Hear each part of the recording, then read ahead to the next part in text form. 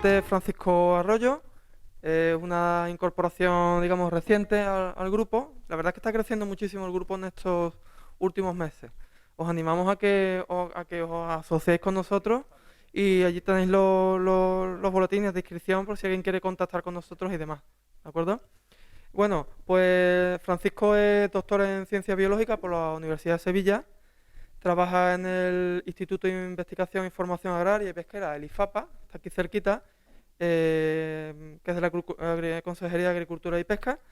Y bueno, y es adscrito al Departamento de Fitopatología Vegetal en el centro de Las Torres, en Alcalá del Río, aquí cerca, ¿vale? Más cosas sobre él: ha trabajado en etiología, patogénesis, control de patógenos fúngicos, en muchos cultivos como fresas, frutales, almendros y otros, ¿vale? Y bueno, y tiene un montón de trabajos publicados de investigación en forma de artículos científicos, en revistas internacionales, congresos nacionales e internacionales y muchas revistas agrarias de divulgación. O sea que un poquito de nivel tiene aquí el compañero, ¿no? Y nada, la charla, como hemos visto, va a ser una especie de revisión temporal desde, digamos, la humanidad hacia atrás, ¿no, Francisco? Sí. Hasta, digamos, el origen, el supuesto origen de todo, que es el Big Bang. Así que nada, espero que os guste. Bueno, antes que nada, Alicia, ¿dónde estás? Que gracias por la charla. La verdad es que reúne todas las condiciones para hacer una buena charla. Es buena, es agradable y sobre todo con el tiempo justo. No te has alargado mucho, que eso es muy importante. ¿De acuerdo? Pues nada, espero que os guste la siguiente ponencia. Bueno, Manuel, muchas gracias por tu introducción. Bueno, pues como estaba comentando, me incorporé hace poco a la asociación y bueno, he intentado salir a todas las salidas que se han convocado, aunque nos ha pillado la pandemia. En biología también tenemos nuestro propio Big Bang, pero todavía no hemos desvelado ese momento, así que estamos por detrás de lo físico y de lo astronómico. Bueno, esta presentación está dedicada a aquellos hombres y mujeres que se esforzaron por entender la naturaleza a través de los astros, explorando los cielos oscuros, rastreando sus movimientos y desvelando sus misterios, incluso comprometiendo en algunos casos su propia vida.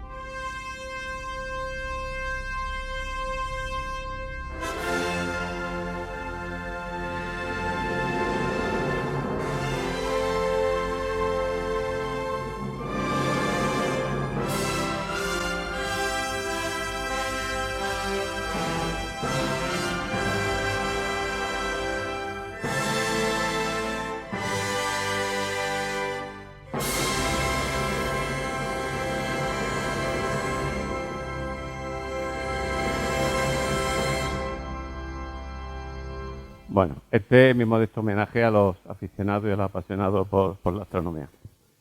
Mi idea, que puse a la Comisión del Cielo del Mes de Astronomía Sevilla, es contar a grandes rasgos el viaje de esos sonámbulos maravillosos que nos han llevado hasta nuestro propio origen, el Big Bang.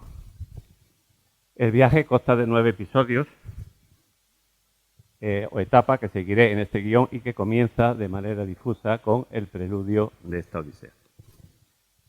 Aunque se creía que en la Edad de Piedra, que abarca desde 2,5 millones hasta 6.000 años antes de Cristo, no había vestigios astronómicos, recientes investigaciones arqueológicas señalan que la observación de los cuerpos celestes ya se practicaba en el Paleolítico Superior. Estamos hablando de 35.000 a 15.000 años antes de Cristo, previo a la agricultura y curiosamente coincide con el desarrollo del lenguaje. En algunas necrópolis de Europa Central y de Egipto, los muertos eran enterrados con sus rostros mirando sistemáticamente la salida del sol. pero no es hasta el Edad de los metales, que abarca desde el 6000 hasta el 3300 años antes de Cristo, cuando encontramos los primeros destellos del contacto entre la luz y los pioneros en descifrar los códigos del firmamento. La teoría del Big Bang no se deduce en un instante, ni en años, ni siquiera en décadas, sino que hace falta siglos, incluso milenios, para llegar a ese momento de conocimiento. La humanidad siempre ha estado pensando en este asunto, en este tema, y sabemos ya que tuvo un origen y conocemos por diversas hipótesis cuál podría ser su destino, que estaría determinado por su densidad. El viaje no ha terminado y quedan numerosas cuestiones por resolver, como por ejemplo la implicación de los agujeros negros en la estructura del universo o conocer la naturaleza y el origen de la energía y la materia oscura. Siendo el principio de todo, la teoría del Big Bang, que ha formado las estrellas y las galaxias y finalmente los seres vivos, es después de todo una teoría de la evolución cósmica, pero a fecha de hoy no sabemos con certeza qué lo originó ni qué ocurría antes. Cuando el hombre y la mujer prehistóricos miraban el cielo, contemplaban la fuerza del sol en su dominio, proporcionando la vida, la oscuridad de la noche con diminutos puntos luminosos y el resplandor cambiante de la luna. Era un mundo hostil, caótico, con estaciones volubles que pasaban de cálidas a frías. Sin telescopios ni otros instrumentos ópticos recurrieron a sencillos pero ingeniosos artefactos para entender el cielo. En lugares como Stonehenge, en Inglaterra, hace 5000 años, estas construcciones les sirvieron para interpretar el universo y conectar con los dioses. De esta manera podían predecir las estaciones y en los solsticios de verano observaban cómo los primeros rayos del sol atravesaban el eje de este monumento megalítico, cuyas dimensiones curiosamente guardan la proporción áurea que encontramos en algunos ejemplos de la naturaleza, como por ejemplo la disposición de los pétalos en algunas flores, la hélice en la concha del Nautilus, un cefalópodo marino, y en este caso el arco de herradura con respecto del diámetro de este círculo. Incluso antes, menos sofisticado, en madera, en Goseck, Alemania, se levantó el Círculo de Goseck, considerado como el observatorio astronómico más antiguo de Europa, capaz de determinar con precisión los solsticios de verano y de invierno, y así ayudaba a los agricultores a establecer las fechas de siembra y de cosecha. Muy cerca de este emplazamiento se encontró el disco celeste de Nebra, una pieza de bronce de 2 kilos de peso y 32 centímetros de diámetro, quizás la representación más antigua de la bóveda celeste. Por su parte, en la península de Yucatán, actual México, encontramos otro hito astronómico, el templo de Kukulcán, en la ciudad maya de Chichén Itzá. Esta construcción piramidal fue utilizada también como calendario solar agrícola y la alineación del templo con los rayos equinocciales permite distinguir una serpiente en honor a Quetzalcóatl, la diosa de la vida y de la fertilidad, en forma de 7 triángulos isósceles de luz en la esquina norte-noroeste del templo. La humanidad empieza a preguntarse por esos puntos brillantes y amanece la observación astronómica más detallada. Entramos en lo que se llama antropológicamente como la Edad Antigua, que abarca desde el 3300 hasta el 476 después de Cristo. Cuando los babilonios y los egipcios miraban el cielo nocturno, descubren que esos puntos brillantes se mueven y pueden distinguir figuras que ellos atribuyen a animales y a sus propias deidades que otorgan el poder de la vida y de la muerte, la lluvia y el viento. Surgen las preguntas y las especulaciones. El mundo entonces es imaginado como una ostra que rezuma agua desde los mares y desde los manantiales con los continentes en medio de toda ese agua. El Sol y la Luna, para ello, avanzaban por el domo celeste en una lenta danza, apareciendo por el este y desapareciendo por el oeste. Y estos movimientos pues, le infunden seguridad y confianza y le señala el ritmo de sus tareas diarias, sus actividades como la agricultura y su estilo de vida.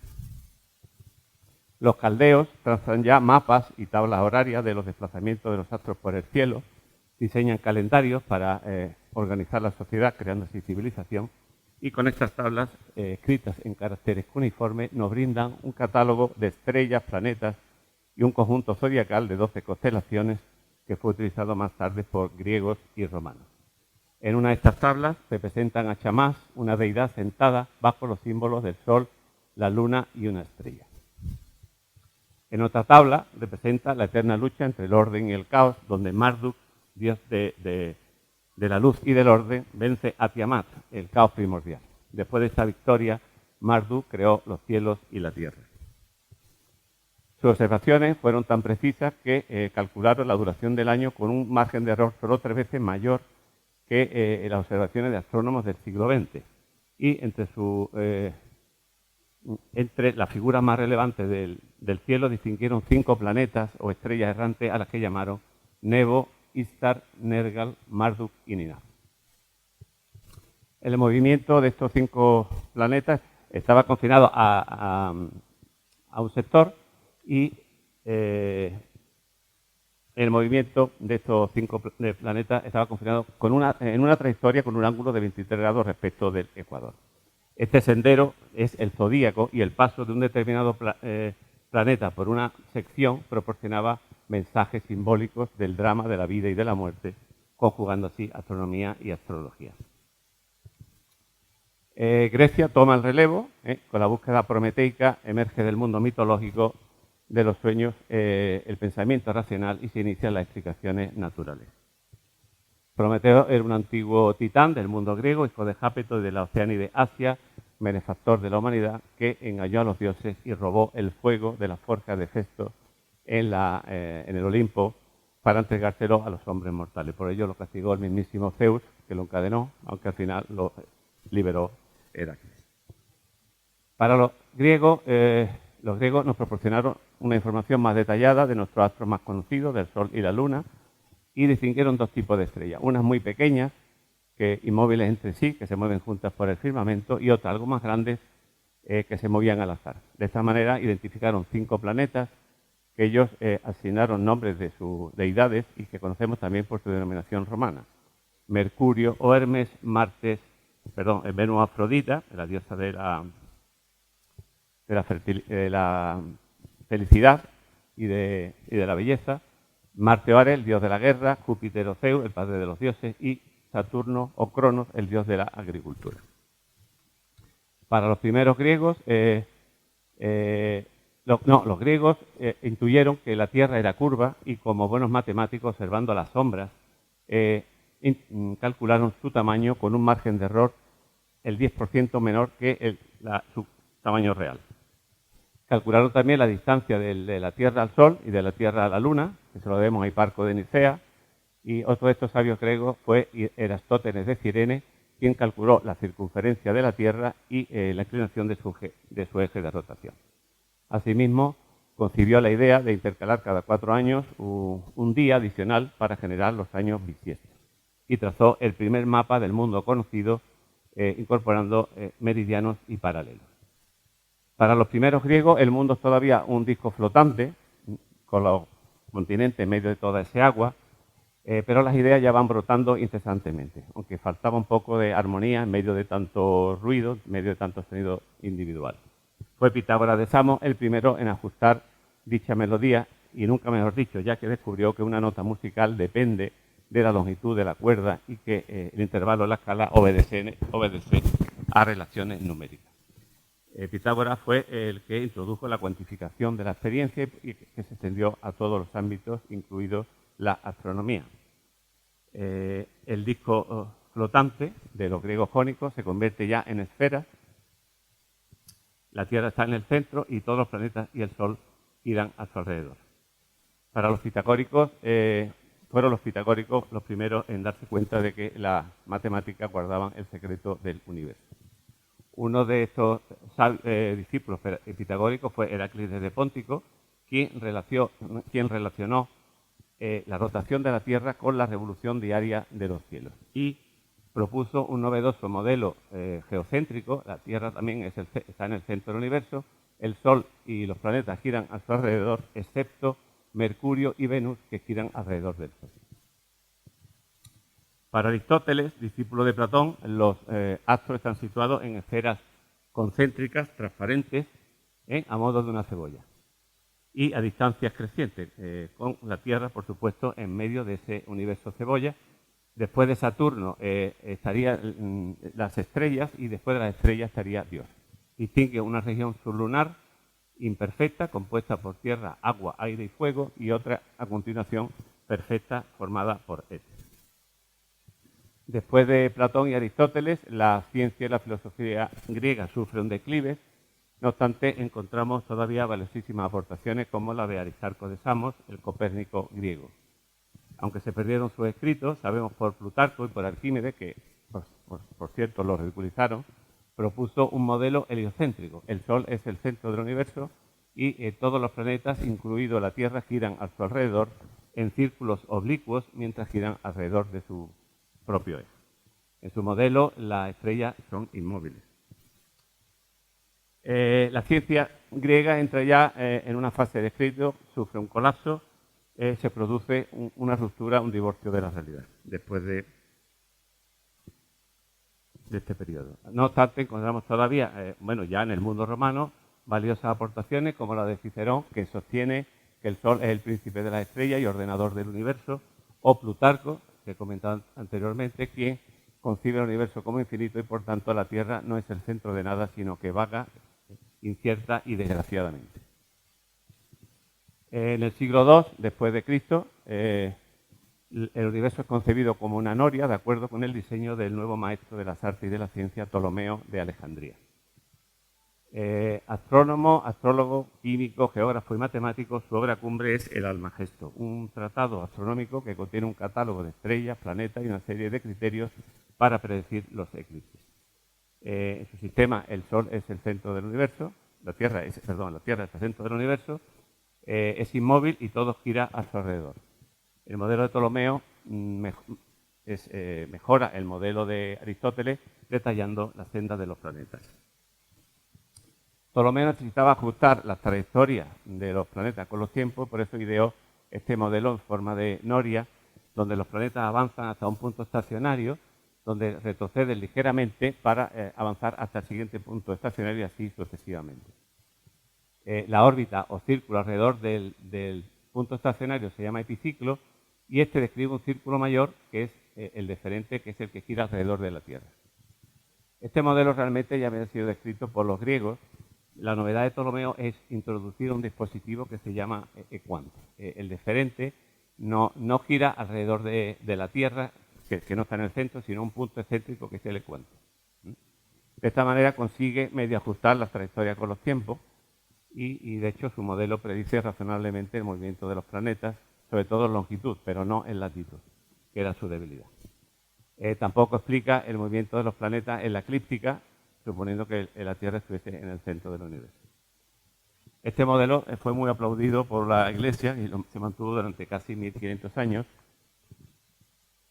pero dice que Alfonso X el Sabio, que era rey de Castilla y gran aficionado a la astronomía, comentó sobre el modelo de Ptolomeo que si el Altísimo me hubiese consultado antes de embarcarse en la creación, le habría recomendado algo más sencillo, lo que da idea de lo embarullado que era el modelo.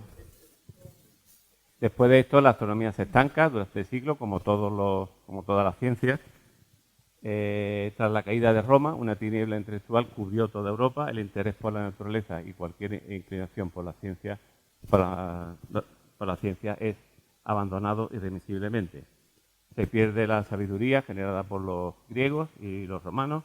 Este periodo se caracteriza por su improductividad, el dogmatismo moral y la restricción del conocimiento.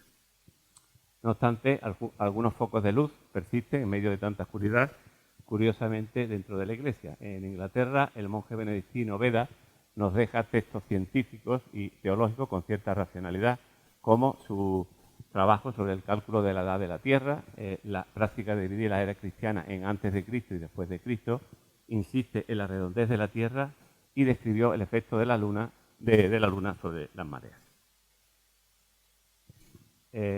Pero es realmente en el mundo islámico y judío, que recogieron los textos clásicos, donde se aviva la llama de la ciencia. Filósofos como Avicena, también astrónomo y científico de origen persa, concretamente de Uzbekistán, escribió numerosos libros comentando los textos grecolatinos. O Averroes, natural de Córdoba, quien elaboró una enciclopedia con comentarios de la obra aristotélica. En Toledo, la Escuela de Traductores e Interpretación devuelve la erudición y la sabiduría a la lengua europea a través del castellano, convirtiendo a España en un foco de intercambio cultural, donde Juan Hispalense de Sevilla, Juan Gerardo de Cremona, de la Lombardía, o este escocés Miguel Escoto, el nombre, acudía a esta escuela a consultar las traducciones y a transmitir los conocimientos. Se inicia ya en este periodo el deshielo intelectual con los escolásticos Tomás de Aquino y Guillermo de Ockham, quienes incentivan el razonamiento, y se inicia la fundación de las primeras universidades. Después, fruto de la difusión de ideas y del intercambio cultural favorecido por el comercio, se inicia un movimiento de renovación de las artes y de las ciencias que reivindican los elementos antiguos de la cultura clásica y griega, sobre todo en Europa occidental. Este movimiento se llamaría más tarde el Renacimiento, como una de las edades del hombre. Tuvo su cuna en Florencia y estuvo impulsado por el mecenazgo de los Medici. Una teoría surgida en el Renacimiento afirma que el Sol y no la Tierra es el centro del universo. Su precursor, un piadoso diácono de Fromburgo, una ciudad al norte de Polonia, llamado Nicolás Copérnico. Él estaba ocupado en la diócesis de Varmia con funciones administrativas, también pastorales, pero su gran inquietud intelectual le llevó a la astronomía. A él le desconcertaba la compleja mecánica de Ptolomeo hasta que halló una solución elegante al quitar del centro del sistema a la Tierra y poner en su lugar al Sol. Al poner todos los planetas girando alrededor del Sol, Mercurio queda el más cercano y Saturno el más alejado, con una duración de 3 meses y 30 años respectivamente. Este sistema pues proporcionaba una relación más exacta y armoniosa entre el tamaño de la órbita y su duración. La Tierra gira sobre sí misma y su duración es de 24 horas. Por fin nos damos cuenta que el cielo no se movía, sino que éramos nosotros. Temiendo las represalias de la Iglesia, no publicó su teoría hasta que estuvo en su lecho de muerte, en 1543, pero su libro de La Revolución de la Esfera Celeste allanó el camino de otros sonámbulos, muy especialmente de su gran admirador, Johannes Kepler, que comentaré a continuación. Pero antes de introducir a Kepler, resulta ineludible mencionar a otro gran astrónomo, Tycho Brahe, conocido como considerado como el mayor observador de los cielos de su época. Nacido en el castillo de Nassau, en Dinamarca, consiguió que su rey, Federico III, le financiara la construcción de Uraniborg, el mayor observatorio astronómico del mundo, dotado del mejor equipo instrumental, galerías, despachos, biblioteca, una imprenta, toda una pequeña ciudad, desde el cual hacía sus observaciones. Con 17 años, siendo estudiante de Leipzig, ocurrió una conjunción Saturno-Júpiter prevista en las tablas, pero con una desviación de meses, y esto llamó mucho la atención de Tycho Brahe, quien se propuso pues hacer unas tablas más exactas del movimiento de los planetas. De hecho, su precisión abarca medio minuto de arco. Tycho Brahe propuso un modelo intermedio entre Ptolomeo y Copérnico. La Tierra está en el centro del universo y es fija. El Sol gira a su alrededor, pero el Sol es a su vez el centro de las órbitas del resto de los planetas. Más tarde observó una extraña estrella, la constelación de Cassiopeia, con un brillo muy superior al de Venus, que hoy se le conoce como supernova Tycho en su honor. Nacido de origen alemán, comentaba anteriormente, Johannes Kepler fue el verdadero héroe que anunció que el Sol era el elemento central del sistema y se percató de que las órbitas de los planetas no eran círculos perfectos, sino elipses. De salud muy frágil desde pequeño, esto no le impidió desarrollar sus dotes investigadoras y sus facultades matemáticas, que lo llevaron a estudiar a la Universidad de Tubinga, donde su maestro, Michael Maslin, le enseñó el sistema heliocéntrico de Copérnico. Fue colaborador de Tycho Brahe, pero este era muy desconfiado y entonces no tuvo acceso a sus datos y observaciones hasta después de su muerte. Entonces se dio cuenta que la órbita de Mercurio no era un círculo perfecto y como era hombre de profundas convicciones religiosas, le costó admitirlo, probando toda suerte de combinaciones. Pero finalmente, sin poder ajustar 8 minutos de arco, al final tuvo que admitir, aceptar que si la Tierra era un lugar imperfecto, asolado por las guerras y enfermedades, también podrían ser imperfectas la órbita. Publicó en 1627 su tabla rudolfina, utilizada para calcular las posiciones de los planetas y de las estrellas, y más tarde publicó Astronomía Nova, que contiene sus famosas leyes que describen el movimiento de los astros y que sirvieron de base para la teoría de la gravitación universal de Isaac Newton. Kepler no consiguió entender algunos fenómenos, como por ejemplo la velocidad de los planetas dependía de su proximidad al Sol. Se aceleraba cuando estaban más cerca y se aminoraban cuando estaban más lejos. Considerado como el padre de la astronomía y de la física moderna, Galileo Galilei es un hombre eminentemente del Renacimiento que mostró interés por todas las artes y las ciencias. Mejoró el telescopio y enunció el principio de inercia del movimiento. Fue también precursor o promotor del método científico y sus trabajos suponen una ruptura de los principios de la física aristotélica y además se atrevió a cuestionar la ortodoxia de la época. Todo esto pues, le llevó a un enfrentamiento con la Iglesia y finalmente la Inquisición lo acusó de herejía por reinterpretar la Sagrada Escritura. Él, en su defensa, utilizó las palabras de San Agustín, que decía que si se halla una interpretación de la Escritura que pudiese contradecir los conocimientos probados, había que reconsiderar dicha interpretación. La Iglesia no aceptó esta defensa, lo obligó a renunciar a sus ideas y finalmente lo condenó a arresto domiciliario el resto de sus días.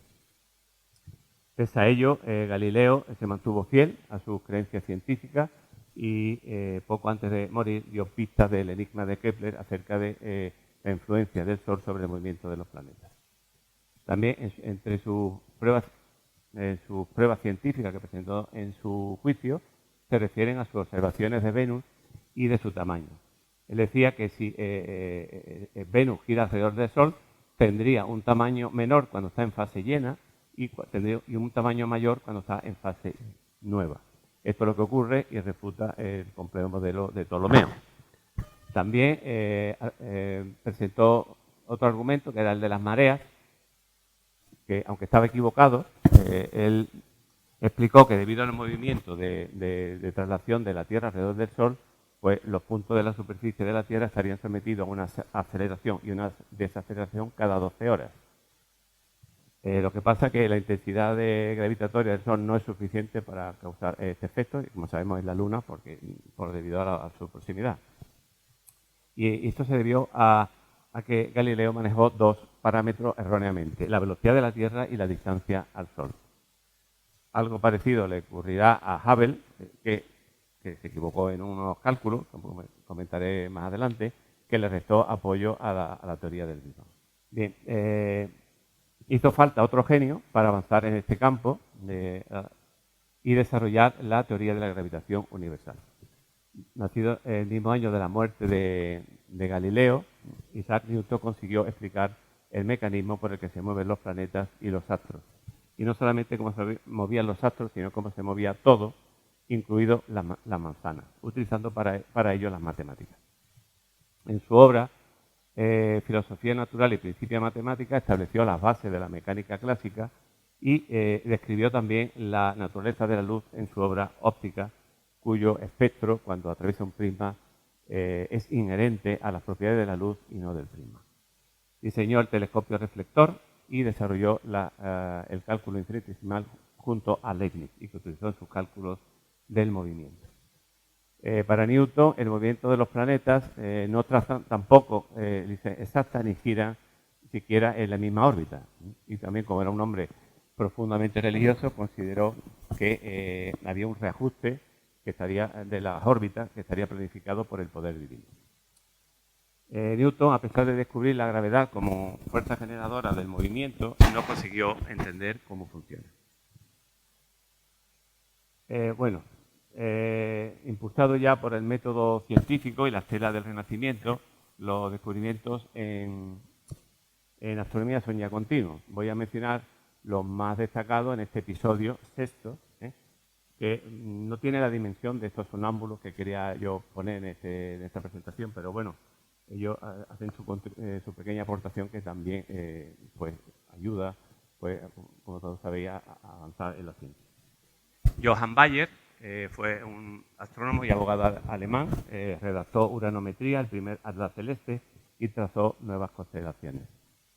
Maria Kunis, desde Silesia, la Baja Polonia, obtuvo una gran reputación al simplificar los cálculos de las tablas rudolfinas, y un cráter en Venus tiene su nombre actualmente.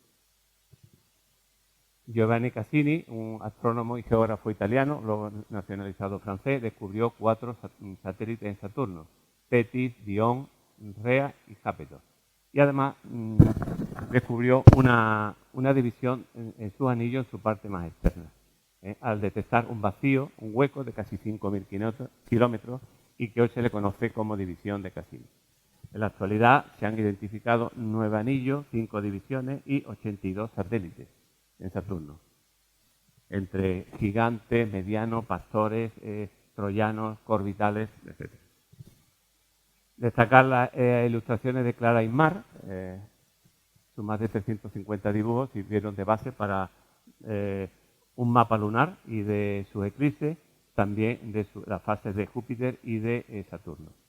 Los trabajos de Lerner Bode, un gran descubridor y catalogador de objetos del espacio profundo, descubrió una galaxia en la Osa Mayor. El descubrimiento de Urano y de numerosos cometas por los hermanos Herschel, y el descubrimiento de las primeras galaxias elípticas M59 y M60 por Johann Kohler, o también el desarrollo de un método para calcular la trayectoria de los cometas por Heinrich Olbers, que además planteó el enigma de por qué el cielo es oscuro si hay infinidad de estrellas. Así que después me queréis preguntar, os resuelvo por qué es eso. Voy especialmente a destacar también este episodio al ingenioso físico y matemático José Luis Lagrange. También era italiano, pero luego también se nacionalizó francés. Y este astrónomo, al intentar resolver el problema de los 3 cuerpos, descubrió los puntos Lagrange, que tienen un gran interés astronómico porque nos revela asteroides y troyanos, y tienen una gran utilidad para situar satélites artificiales. Los puntos Lagrange o puntos L son las 5 posiciones en un sistema orbital donde un objeto de masa menor se situaría, y solamente afectado por la gravedad, se situaría entre 2 objetos de masa mayores. Los puntos L1, L2 y L3 están en la recta que unen los objetos mayores, en este caso la Tierra y la Luna. Este sería el objeto mayor, M1, y la Luna sería el objeto menor, M2. L1 está entre M1 y M2, L2 está detrás de M2 y L3 está detrás de M1. Y los puntos L4 y L5, que son los puntos troyanos, son los más estables, se sitúan en el vértice del triángulo cuya base es la distancia entre M1 y M2. El punto L4 está en la posición anterior y la posición L5 está en la posición posterior. Como sabéis, hace poco se ha lanzado un satélite que lleva el telescopio James Webb, pues se ha situado en el punto L2 del sistema Sol-Tierra, a 1,5 millones de kilómetros. La teoría de la hipótesis del gran impacto que originó la Tierra sugiere que un objeto del tamaño de Marte, llamado TEIS, y situado en los puntos L4, L5, desestabilizó su órbita para impactar con la prototierra y finalmente originar la Tierra y la Luna. Estos son algunos de los objetos en uno de estos sistemas. Veis que, por ejemplo, en el Saturno Tetis, ahí está, en el punto L4 hay un troyano, que son los objetos que se sitúan en los puntos L4 y L5, que se llama Telesto, y en el punto L5 está el troyano llamado Calisto. Son bastante grandes. Bien, y para terminar con esta selección de astrónomos más destacados del episodio sexto, como ha comentado mi compañera Annie Cano, cuyo trabajo de catalogación de las estrellas fue fundamental para la actual clasificación espectral de tipo OM, donde las de tipo O son los objetos más calientes y los objetos M son los más fríos. Desde desde el observatorio en el Harvard College, pues identificó más de 300 estrellas variables. Bien, estamos ya cerca del Big Bang. La ciencia progresa aceleradamente en el siglo XX. Las nuevas tecnologías y la ingeniería nos aproximan a este momento de la mano de excepcionales sonámbulos que nos revelan los últimos secretos del universo. No obstante, hubo de superarse unos pocos obstáculos, ya que por la concepción ancestral que teníamos de un universo estático. Entre esas grandes figuras que revolucionaron el mundo científico a principios del siglo XX se encuentran los alemanes Max Planck y Albert Einstein. Albert Einstein considerado como el científico más importante del siglo XX. Sus trabajos sobre el efecto fotoeléctrico, por el que recibió el premio Nobel, el movimiento browniano, su contribución a la física estadística, a la mecánica de los cuerpos celestes y a la mecánica de partículas o mecánica cuántica, lo sitúan entre los más grandes del pensamiento humano de todos los tiempos. En 1905, siendo empleado en una oficina de patentes en Berna, publicó su teoría especial de la relatividad, de la cual se desprenden conceptos tan extraños y novedosos como la dilatación del tiempo, la contracción del espacio, el límite universal a la velocidad, o sea que tiene un límite, y la ecuación más famosa de la física, la equivalencia entre la masa y la energía. Sus implicaciones chocan con el sentido común y el tiempo y el espacio no son absolutos. Tuvieron un gran impacto en la filosofía. En 1915 publicó su teoría general de la relatividad, una modificación de su teoría especial que introduce la gravedad y que afecta o distorsiona el tejido de espacio-tiempo, revolucionando la mecánica de los cuerpos celestes, hasta entonces considerada absoluta, la ley de Newton. No obstante, hay que recordar que las leyes de Newton tienen validez en nuestra vida diaria. La gravedad afecta incluso a la trayectoria de la luz, la cual se ve alterada por la presencia de una masa. Esta idea de la distorsión del tiempo, del tejido espacio-tiempo, pues resultaba descabellada, pero una prueba experimental en 1919, aprovechando un eclipse solar, demostró la veracidad de las predicciones de Einstein. La luz procedente de una estrella situada detrás de nuestro astro vería alterada su trayectoria por la distorsión del tejido espacio-tiempo. Conocido como experimento Eddington, fue llevado a cabo por Frank Dyson, el jefe de la expedición, que se desplazó a Sobral, en Brasil, y Stanley Eddington, que se desplazó a Príncipe, en Guinea Ecuatorial, por entonces colonia española.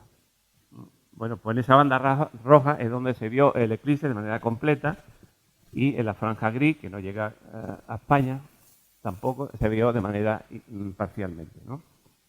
En Sobral estuvo nublado, así que el jefe de la expedición no pudo tomar buenas fotografías, y sí Eddington, que es el que se llevó todos los honores, mientras los más de 5 minutos que duró el eclipse.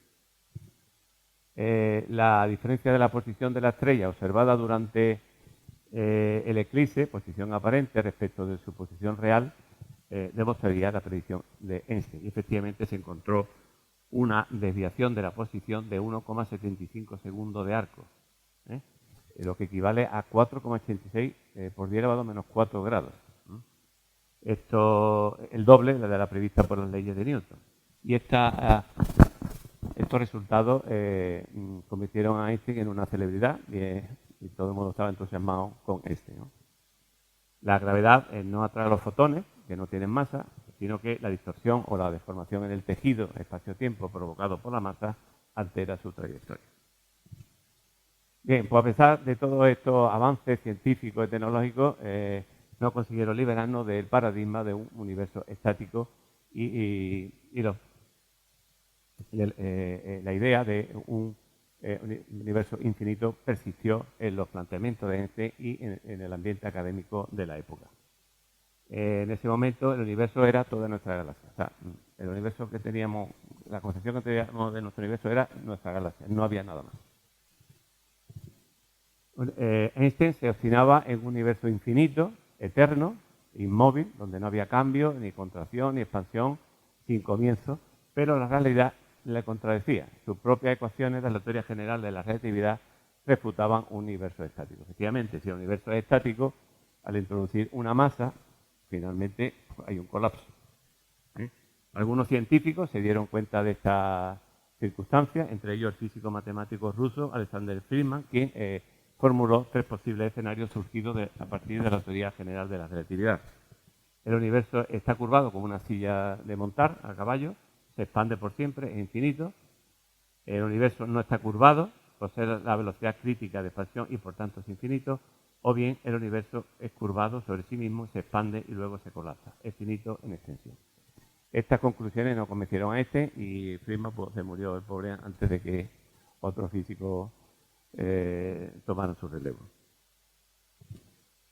Como he comentado anteriormente, a principios del siglo XX hay unos grandes avances tecnológicos, también en astronomía. En 1904, George Ellery erigió el mayor telescopio del mundo en el Monte Wilson, en Los Ángeles, cerca de California, a más de 1.700 metros sobre el nivel del mar, con un espejo primario de 254 centímetros. Desde ese telescopio, pues, Edwin Hubble nos reveló que el universo era más grande que nuestra galaxia y que era simplemente, nuestra galaxia era un simple barrio de un vasto cosmos lleno de estrellas y de galaxias. Además, Hubble observó o descubrió que las galaxias se alejaban y que su velocidad era mayor cuanto más distante, debido a un fenómeno de corrimiento al rojo por el efecto Doppler, que es el que voy a explicar ahora. El efecto Doppler se describió originalmente para el sonido y establece que cuando un objeto se acerca o se aleja, experimenta un cambio un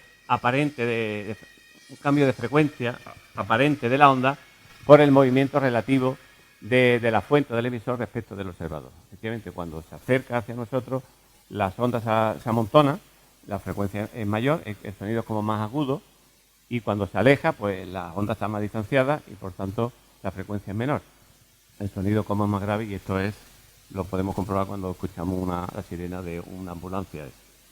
Cuando se aplica la luz, el efecto Doppler pues, nos muestra que cuando un objeto se aproxima hacia nosotros y dentro del visible, pues si se acerca hacia nosotros, pues la luz se hace más azul y cuando se aleja, pues la luz se hace más roja. Esto es lo que descubrió Hubble. Esto era incompatible con un universo estático y Einstein ya dice que para salir del paso, pues introdujo en su sistema una fuerza de repulsión que compensaba la fuerza de la gravedad y que permitía un universo inmutable. La llamó constante cosmológica. Lo que pasa es que muchos físicos pues, no les convenció esta solución de Einstein. Bueno, por fin llega el momento del Big Bang, hace su presencia en la humanidad, después de miles de años de esfuerzo por entender nuestro entorno. La idea de un principio de todo rompe con la idea de la eternidad. Surge el Big Bang en forma de huevo cósmico, de acuerdo con la teoría del físico y sacerdote católico belga Georges Lemaitre.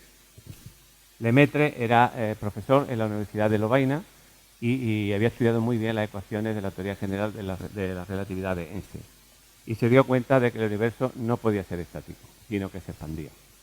Y concluyó que en el pasado tenía que tener un tamaño menor, y así sucesivamente, tirando del hilo, hasta tener un origen increíblemente pequeño, al que llamó átomo primigenio. Una especie de huevo cósmico enormemente denso y caliente, que en algún momento determinado estalló para poner en marcha el universo y llevarlo hasta la apariencia que tiene actualmente. Se dice que cuando le presentó a su resultado, le contestó: sus cálculos son correctos, pero sus conclusiones son abominables.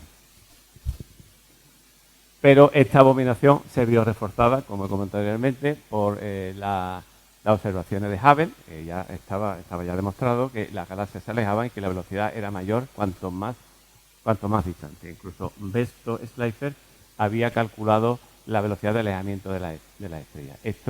El universo se expandía y esto era irrefutable. Y esto destruyó la constante cosmológica de Einstein. En 1931, al final tuvo que admitir que el universo no era estático y que el universo se expandía. La mayor pifia de su vida, según Einstein. Quiero recordar que, a pesar de esto, en 1998 se descubrió la constante cosmológica, una constante de aceleración del universo, que ha renovado el interés por la constante cosmológica de Einstein. Por ello, Peirce, Perlmutter y Smith han recibido el premio Nobel en 1998 y se la asocia con la energía y la materia oscura. Volviendo a Lemaitre, si bien las observaciones de Hubble apoyaban la teoría de Lemaitre, su fe, como era sacerdote católico, y sus creencias, así como las connotaciones religiosas de un principio de todo, hicieron que no se le prestara mucha atención a la teoría de Lemaitre. Además, Hubble había calculado la edad del universo en 3.000 millones de años, y esto no encajaba porque se sabía que la edad de la Tierra era de 4.500 millones de años. Esto, como comenté anteriormente, me recordó a mí a lo que le pasó a Galileo. Esto resta un poco apoyo a la teoría de Lemaitre. Además, por entonces surgió otra teoría por el físico inglés Fred Hoyle, opuesta frontalmente a la teoría de Lemaitre. Él aceptaba que el universo se expandía, pero afirmaba que el universo siempre había existido. Su teoría se llama modelo del estado estacionario y postula que el universo no tiene principio y que debido a la expansión es infinito. En 1949, en un programa radiofónico en la BBC, se refirió irónicamente a la teoría de Lemaitre como el Big Bang, que se le quedó el nombre para siempre. Y estas teorías encarnaron el duelo científico más apasionante del siglo XX, la teoría de Lemaitre y la de Fred Hoyle.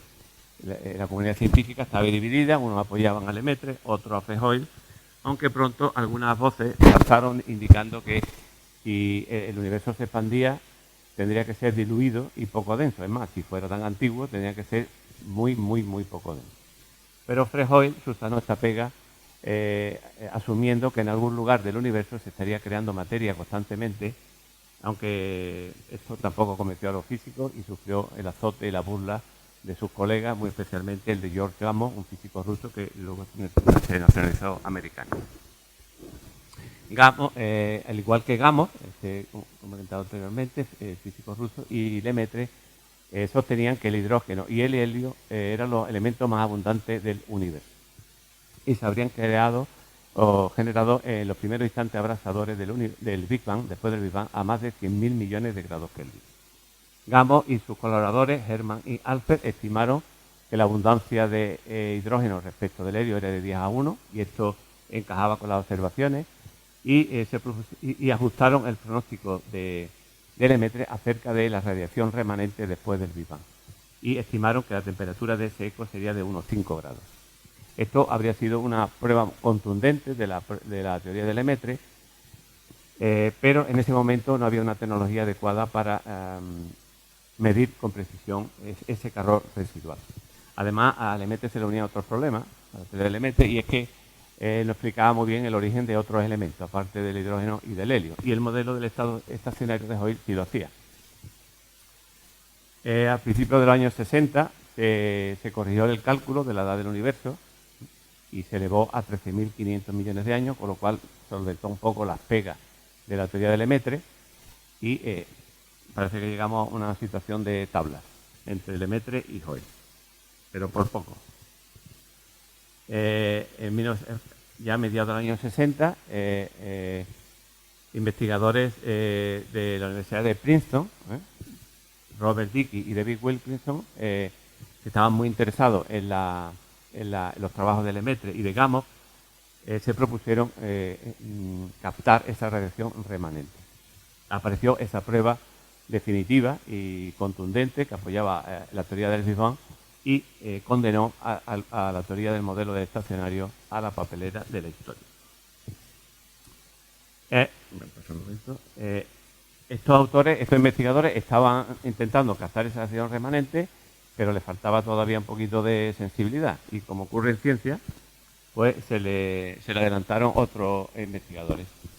Arno Penzias y Robert Wilson, quienes estaban trabajando en la mejora de satélites de telecomunicaciones para la compañía Bell, habían construido una antena de tipo bocina con un radiotelescopio. Y encontraron una fuente de ruido que no conseguían identificar. La lectura del equipo no era clara, estaban mareados porque decían que era de los aviones, de la proximidad a la ciudad de Nueva York, de excremento de las palomas que se depositaban ahí.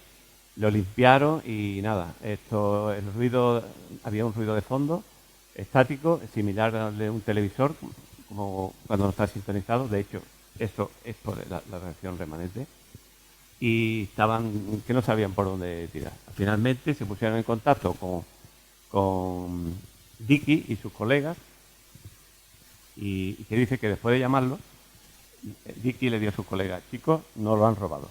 O sea que ellos habían encontrado esta prueba definitiva que estaban buscando Dickey y sus colegas, la prueba sólida de que el universo no era eterno, sino que había tenido un comienzo. Por este descubrimiento de la radiación de fondo de microondas, Penzias y Wilson recibieron el premio Nobel en 1978. Por fin la teoría del Big Bang encaja completamente. Y en Bélgica, en un hospital, Lemaitre recibió la noticia poco antes de su muerte. Por su parte, Fred Hoyle nunca aceptó la teoría del Big Bang, pero sus trabajos sobre la nucleogénesis y la generación de átomos más pesados en el interior de las estrellas son correctos y fueron fundamentales para el desarrollo de la astrofísica. Otras predicciones exitosas de la teoría de Lemaitre del Big Bang es el espectro de un cuerpo negro y, por supuesto, la anisotropía del fondo cósmico de microondas. Esta es una imagen elaborada a partir de los datos de la sonda WMAP, que sustituyó a la sonda COBE, que era un poquito más imprecisa, por decirlo así. Esta sonda tomó, su presión está en torno a 0,2 grados Kelvin. Y su resultado, pues, son muy concluyentes con lo que se espera de lo que proponía la teoría de Lemaitre. Las aportaciones de Lemaitre, pues, lo pongo porque, hombre, fue el que presentó la teoría. Aunque sus aportaciones se extendieron a muchos campos, aunque no recibió el premio Nobel, pero fue galardonado y distinguido con numerosos premios. Y en 2018 la ley de Hubble se reformuló como ley de Hubble-Lemaitre en su honor. Bien, para terminar, el último episodio es en realidad volver al principio, el viaje de la luz y su aventura hasta llegar a nosotros. Describiré muy brevemente los sucesos más destacados del Big Bang, desde los primeros instantes, la era inflacionaria y la era de la materia o de la energía.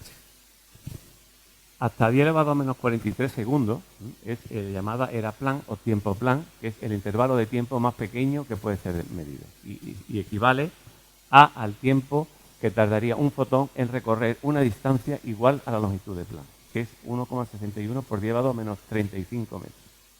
Debajo de esa distancia la geometría ya pierde todo,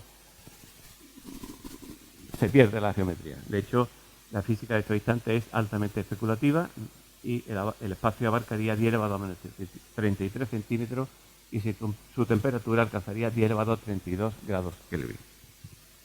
De 10 elevado a menos 43 a 10 elevado a menos 36 segundos es la era Good o de gran unificación. El universo se expande, empieza a enfriarse y la gravedad se separa del resto de las tres fuerzas fundamentales. De 10 elevado a menos 35 a 10 elevado a menos 33 segundos después del Big Bang, en la era inflacionaria, comienza un periodo de expansión exponencial homogéneo e isótropo. Se sientan las bases de la formación de estructuras. La energía de vacío que impulsa la expansión acelerada del universo se materializa en partículas subatómicas y parte de la energía de los fotones se convierte en quarks virtuales e hiperones, pero decaen rápidamente. La temperatura en ese momento estimada es de 10 elevado a 27 grados Kelvin. De 10 elevado hasta 10 elevado a menos, o sea, a los 10 menos 33 segundos después del Big Bang cesa esa expansión exponencial y esa energía pues se transforma en el calor, por eso se llama periodo de recalentamiento. Se forman los quarks, los electrones y los neutrinos. Las fluctuaciones cuánticas aleatorias crean las irregularidades iniciales que terminarán por condensar materia y formar la semilla que dará lugar a las estructuras galácticas. El tamaño del universo alcanza en ese momento unos 100 centímetros. A 10 elevado a menos 32 segundos después del Big Bang, la llamada era de bariogénesis, el periodo de la bariogénesis. El universo contiene más bariones que antibariones y por esa violación de simetría de la paridad de carga explicaría que exista más materia que antimateria, si no, no estaríamos. La bariogénesis asimétrica requiere además que el equilibrio químico sea más rápido que el térmico para que el universo tenga una composición homogénea. La temperatura en ese momento es de 10 elevado a 26 grados Kelvin. A 10 elevado a menos 12 segundos, después del Big Bang, es la era electrodébil. Hay una etapa de transición donde la fuerza electrodébil se desacopla de la radiación electromagnética por una ruptura espontánea de la simetría. Las partículas adquieren masa vía mecanismo de Higgs, algunas de las partículas, no todas. Los neutrinos viajan ya libremente a través del espacio. La temperatura del universo en ese momento es de 10 elevado a 15 grados Kelvin y su tamaño alcanza ya las dimensiones del sistema solar. De 10 elevado a menos 6 a 10 elevado a menos 2 segundos después del Big Bang, en la era hadrónica, se produce el confinamiento de los quarks. El plasma quark-gluon del que está compuesto el universo se enfría y se combinan para formar los hadrones, incluyendo los protones, que son hadrones, y los neutrones. Hay una aniquilación de hadrones y antihadrones, pero queda un residuo de 6 a 1, afortunadamente, y el universo en ese momento tiene ya 10 elevado a 13 grados Kelvin. De 10 elevado a menos 2 segundos a 100 segundos después del Big Bang, en la era leptónica, los leptones, electrones y neutrinos, entre otros, dominan la masa del universo, porque hay partículas, como sabéis, que no tienen masa. La temperatura desciende hasta 10 elevado a 10 grados Kelvin. Los pares electrón-positrón se aniquilan, pero sobrevive una pequeña parte de electrones para neutralizar la carga del universo. Y el universo ha crecido ya hasta algunas decenas de años luz. De 100 segundos a 3 minutos es el periodo de la nucleosíntesis. El universo se ha enfriado lo suficiente como para iniciar la formación de los núcleos atómicos. La temperatura en ese momento es de 10 elevado a 9 grados Kelvin. Los deuteriones, que son los núcleos de hidrógeno, se recombinan para producir núcleos de helio, no átomos, los núcleos. A los 300.000 años después del Big Bang, la temperatura cae hasta 3.500 grados. Los electrones y los protones se combinan formando átomos de hidrógeno y de helio, y en ese momento hay 10 veces más hidrógeno que helio y algunas cantidades de otros núcleos atómicos. Se desacopla la materia y la radiación, los fotones escapan de la materia y constituyen el primer dibujo del fondo cósmico de microondas. Se produce el viaje de la luz hasta llegar a nosotros. De 100 a 500 millones de años después del Big Bang se forman las primeras estrellas, se sintetizan los primeros elementos pesados y se forman las primeras galaxias, cúmulos de galaxias y filamentos que los conectan a partir de condensaciones irregulares a los 500 millones después del Big Bang. Y de 5.000 a 13.500 millones de años el universo se sigue expandiendo, se forman nuevas galaxias de tipo espiral y se forma el sistema solar, 3.000, 4.000 millones de años después del Big Bang. El punto de 10 elevado a menos 33 centímetros desde que partimos se ha convertido en un espacio de 10 elevado a menos 35 centímetros, alrededor de 100.000 millones de años luz. La temperatura del universo es de 2,72 grados Kelvin. Por citar algunas cuestiones que quedan todavía por resolver, cómo se formaron las estructuras tan masivas en los estadios tempranos del Big Bang, qué origina la expansión acelerada del universo o cuál es la naturaleza de la energía y de la materia oscura. El destino final del universo parece ser que está determinado por su densidad y se han propuesto tres conjeturas, tres hipótesis. El Big Crunch sostiene que después del Big Bang, de la explosión, se va paralizando esa expansión y se inicia la contracción. Es un universo oscilante, Big Bang, Big Crunch. Lo que pasa es que esto viola la segunda ley de la termodinámica, porque en cada oscilación la entropía va en aumento y por tanto el ciclo Big Bang, Big Crunch no puede ser eterno. Por tanto, esto está un poquito que no es muy creíble para los físicos. Otra es el Big Rip o gran desgarramiento. La expansión es indefinida y acelerada y el universo sobrevive como una singularidad. Y la que más aceptada es la del Big Rip. Continúa la expansión, se va ampliando pero muy despacio o más despacio. Las estrellas se apagan, el universo se vuelve oscuro y su estado llega a altamente entrópico. Y a los 10, elevado a 10, elevado a 10, elevado a 56 años, hay una posibilidad de que se inicie otra vez el Big Bang. Bueno, pues nada, muchas gracias por vuestra atención.